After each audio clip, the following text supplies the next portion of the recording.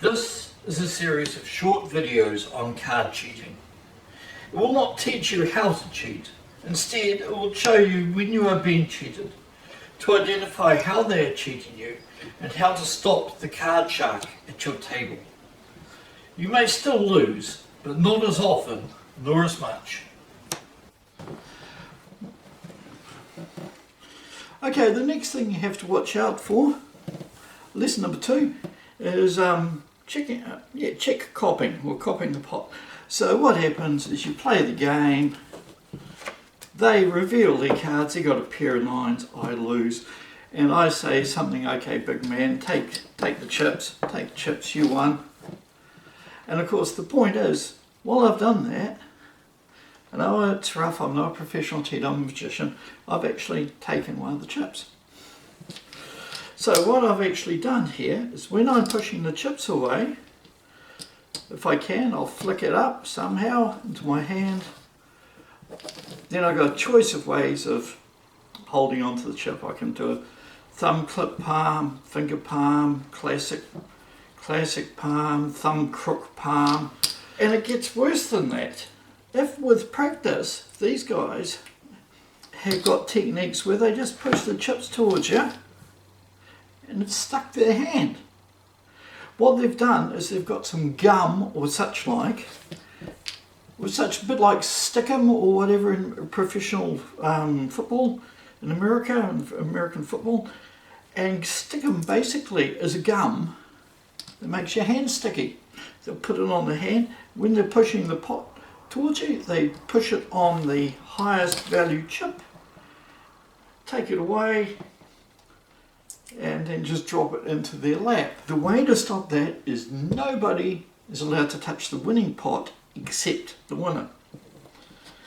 So, and as I said, they'll always do this under cover of like, come on, congratulations, you're a big man, whatever. They'll always be doing that to try and distract your attention from the fact that you've just lost $25 or $100. So just be aware of that, and I'll show you the next stage up from that. Let's say we've got a white chip, a blue chip, a red chip, and a black chip, because the blacks are worth $100. So the person will push the chips between you, and you've noticed that the black chip's vanished.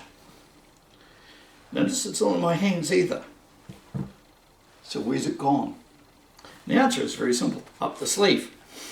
This is called a bean shooter. This is actually a cheap, homemade, nasty one.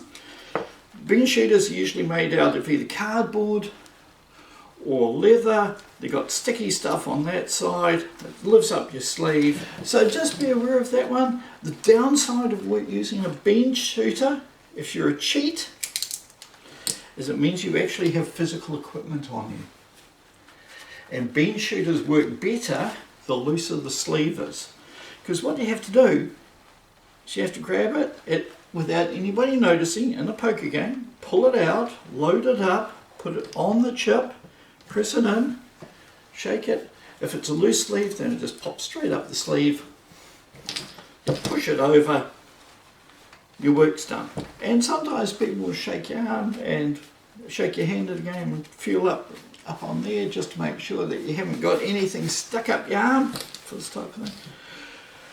But let's just deal quickly with a cautionary tale that is told by Simon Lovell in his book How to Cheat at Everything. Very good book. It's not the only book, but it's a good book on card cheating and modern cheating techniques in total. And he mentions a guy called Paw Paw. And Paw Paw's in the game and he got drunk, which is a bad thing to do if you cheat. And he's losing the game, but his pile of chips is getting bigger, even though he's losing every hand. And that's because he's basically, what he does is that every time he wins a pot or loses a pot, he pushes it to the people, palms off a chip, goes on, and next game, palms off another chip. He had a glue made out of gum made out of sellotape. But the trouble was that there was a serious player at the game who noticed that Paw Paw was getting richer even though he lost every single hand. He asked Paul, how did this happen? And he says, oh, it's because you're cheating me and trying to fatten me up. Next time if anybody saw Pawpaw, he had a smashed hand and could not pick up a chip or do anything with that hand. So remember, cheats who do this stuff are sometimes playing for very serious stakes, so they have to have a lot of stupid courage